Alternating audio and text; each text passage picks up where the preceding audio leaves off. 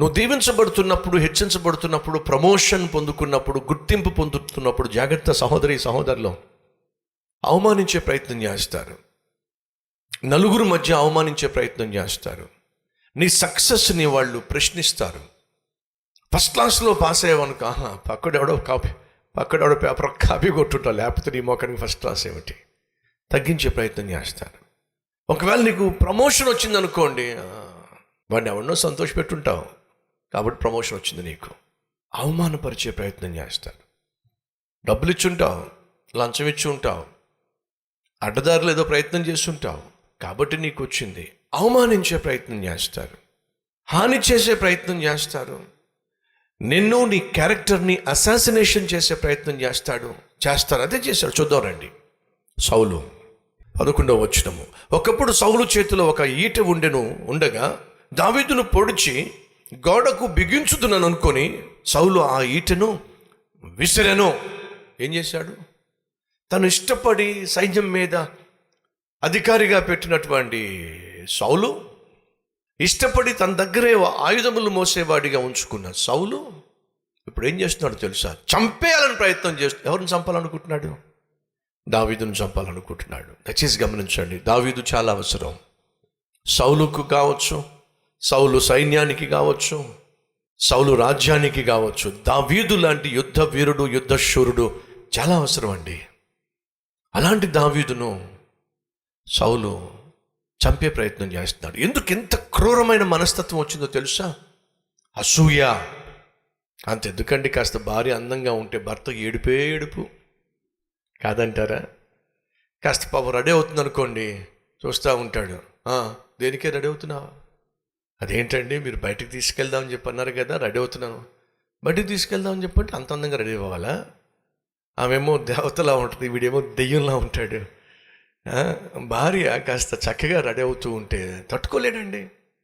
ఏమిటి కారణం? అసూయ. అదే చెప్తున్నా, అది నీలో ఉన్నట్లయితే నువ్వు ప్రశాంతంగా ఉండలేవు, ఎదుటివాడిని ప్రశాంతంగా ఉండనివ్వవు. సౌలు దావీదును చంపాలని ప్రయత్నం చేశాడు. దావీదును చంపేసుకుంటే సౌలు ఓడిపోతాడండి. ఎందుకని? దావీదే కదా సౌలు తరఫున యుద్ధం చేయడానికి దేవుడు ఏర్పాటు చేశాడు. లేదా దావీదే కదా సౌలు తరఫున యుద్ధం చేయడానికి యుద్ధ వీరునిగా, శూరునిగా తయారయ్యాడు. చంపాలని ప్రయత్నం, చెప్పే కదా, హాని చేస్తారు, క్యారెక్టర్ని అసాసినేషన్ చేస్తారు, అంటే హత్య చేసే ప్రయత్నం చేస్తారు. 13వ వచనము. కాబట్టి సౌలు తన యుద్ధ నుండనీయక సహస్రాధిపతిగా చేశాను. సౌలు దావీదును చూసి, దావీదో, నా దగ్గర ఉండడానికి వీల్లేదు, నా చుట్టుపక్కల కనిపించడానికి వీల్లేదు, కనుచూపు మేరల్లో ఉండడానికి వీల్లేదు, అర్థమైందా?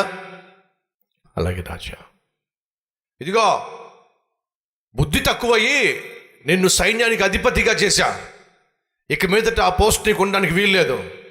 మరి నన్ను ఏం చేయమంటారు? అదిగో కొంతమంది పైన నిన్ను అధికారిగా పెట్టా, ఆ పోస్ట్ తీసేస్తాడా, ఈ చిన్న పోస్ట్ ఇస్తున్నా అని చెప్పి సైన్యానికి అధిపతిగా ఉన్నటువంటి దావీదును ఆ పోస్ట్ నుంచి తీసేసి సహస్రాధిపతిగా, కొంతమంది పైన అధిపతిగా, ప్రమోషన్ నుంచి డిమోషన్ చేశాడండి. ఖచ్చితంగా నలుగురు అడుగుతారు కదా, దావీదు ఏంటి, మొన్నేమో నువ్వు ఉన్నతమైన స్థాయిలో ఉండేవాడివి, ఇప్పుడు తీసుకొచ్చి ఈ మూల కొంతమంది మీద అధికారిగా పెట్టాడు, ఏం చేశావు నువ్వు? నేనేమీ చేయలేదు. ఏమీ చేయకుండా ఎందుకు నీ ప్రమోషన్ తీసేశారు? ఏమో నాకు తెలియదు. ఏమి తెల్దామంటావు? ఏమిటి నువ్వు ఏదో చేస్తుంటావు, అస్తమానం ఇంటికి వెళ్తున్నావు కదా, ఏదో చేస్తుంటావు నువ్వు. దురాత్మ పడితే చక్కగా వీణ వాయించి సౌలుకు పట్టిన దురాత్మను పోగొట్టేవాడిని. అదే చేశాను, ఆయుధాలు మోసాను, ఎక్కడికి పంపిస్తే అక్కడికి వెళ్ళాను, గొలియాతును చంపి వచ్చాను. ఏ నేరము చేయలే. మరి ఏ నేరము చేయనట్టు నిన్ను ఎందుకయ్యా ప్రమోషన్ తీసేసి కింది స్థాయికి తీసుకొచ్చాడు? అర్థమవుతుందా? నువ్వు దీవించబడుతున్నప్పుడు, హెచ్చించబడుతున్నప్పుడు నిన్ను కిందకి లాగే వాళ్ళు తయారవుతారు. ఆ ప్రమోషన్ నువ్వు అనుభవించకుండా చేసేవాళ్ళు తయారవుతారు. ఆ లాభము నువ్వు పొందుకోకుండా చేసేవాళ్ళు తయారవుతారు. నీకు ఆ గుర్తింపు లేకుండా చేసేవాళ్ళు తయారవుతారు. వీళ్లతో జాగ్రత్త. ప్రమోషన్ నుంచి తీసి పడేశాడు, అడ్డుకుంటున్నాడు. చెప్పాగా, హత్య చేసే ప్రయత్నం చేశాడు, అవమానించే ప్రయత్నం చేశాడు, అడ్డుకునే ప్రయత్నం చేస్తున్నాడు. ఇదే జరుగుతుంది. మనం దీవించబడుతున్నప్పుడు, హెచ్చించబడుతూ మన చుట్టూ ఉన్నవాళ్ళు ఈ విధంగా అవమానపరిచే ప్రయత్నం చేస్తారు, లేనిపోని నిందలు వేసే ప్రయత్నం చేస్తారు. నువ్వు హెచ్చించబడినప్పుడు, దీవించబడుతున్నప్పుడు ఆ దీవెనలలో ఉన్నటువంటి ఆనందాన్ని అనుభవించకుండా అవమానించే ప్రయత్నం చేస్తారు. సహోదరులు వింటున్నారా?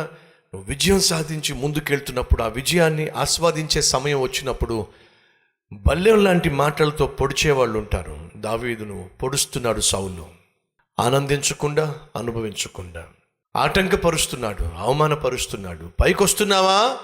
అయితే వీళ్ళతో జాగ్రత్త. ఈ విలువైన సందేశం మీకు ఆశీర్వాదకరంగా ఉండాలని మనస్ఫూర్తిగా కోరుతున్నాను. రండి కలిసి ప్రార్థన చేద్దాం.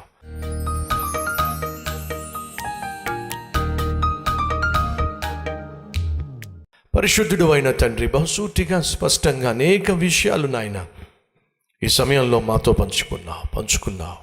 పైకి వచ్చేవారిలో కనిపించే లక్షణాలేమిటి? అలా పైకి వచ్చేవారికి వచ్చేటటువంటి తంటాలేమిటి, సమస్యలేమిటి, శోధనలు ఏమిటి, ఆటంకాలు ఏమిటి, అభ్యంతరాలు ఏమిటి, అపాయాలేమిటి? సూటిగా స్పష్టంగా మాతో మాట్లాడినందుకు వందనాలు అయ్యా. తండ్రిగా, తల్లిగా మేము బాధ్యత కలిగి జీవించాలి. కాబట్టి ఇది మొదలుకునే ప్రతి తండ్రి, ప్రతి తల్లి తమ బిడ్డలకు మాదిరిగా ఉండాలి. అలాగే మా జీవితంలో నాయన నోరు ఎంత అదుపులో ఉంచుకోవాలో, అనవసరమైనటువంటి వాగ్వాదాలకు, ఆర్గ్యుమెంట్లకు, పనికి మాలినటువంటి ప్రభువా చెత్త కబుర్లకు తావివ్వకుండా ప్రతి మాటను ప్రభువా మేము ఆచితూచి మాట్లాడే మనసు, శక్తి, ఆత్మీయతనివ్వండి. దావీదు ఏ రీతిగా మాట నేర్చిన వాడో అలాగే మేము కూడా ఏది మాట్లాడాలో, ఏది మాట్లాడకూడదో ఆచితూచి మాట్లాడే మనసు మాకు దయచేయండి. మా నోరు బాగున్నట్లయితే సమస్తము బాగుంటుంది. ఆ నోరు పాడైనట్లయితే సమస్తము పాడవుతుంది. దావీదు జీవితంలో ఎత్తుపల్లాలు చూశాడు, ఆటుపోటులు చూశాడు, ఎదురు దెబ్బలు తిన్నాడు. కానీ నీకెప్పుడూ దూరం కాలేదు. నిన్ను కలిగి జీవిస్తూ నమ్రత కలిగి జీవించాడు, తగ్గింపు తత్వంతో జీవించాడు. ప్రమోషన్ వచ్చినప్పుడు కాలర్ ఎగరేయలేదు. ప్రమోషన్ పోయి మరింత చిన్న ఉద్యోగం వచ్చినప్పుడు కృంగిపోలేదు. అట్టి మనస్సు మాకు దయచేయండి. మా మధ్య ఎవరైనా ఉన్నారేమో ఈరోజు ప్రమోషన్ పోగొట్టుకున్నవారు, ఉద్యోగం పోగొట్టుకున్న వాళ్ళు, గుర్తింపును పోగొట్టుకున్న వాళ్ళు, వ్యాపారం పోగొట్టుకున్న వాళ్ళు కృంగిపోకుండా సహాయం చేయండి. వారి పట్ల మీరు కలిగి ఉన్నటువంటి మంచి ఆలోచనలను గుర్తించి నాయనా ఒకరోజు నువ్వు వారిని ఘనపరుస్తావు అని విశ్వాసంతో ముందుకు సాగులాగిన కృప చూపించుమని, ఈ సందేశాన్ని ప్రతి హృదయంలో ఫలింపచేయమని యేసు నామం పేరట వేడుకుంటున్నాం తండ్రి. ఆమెన్.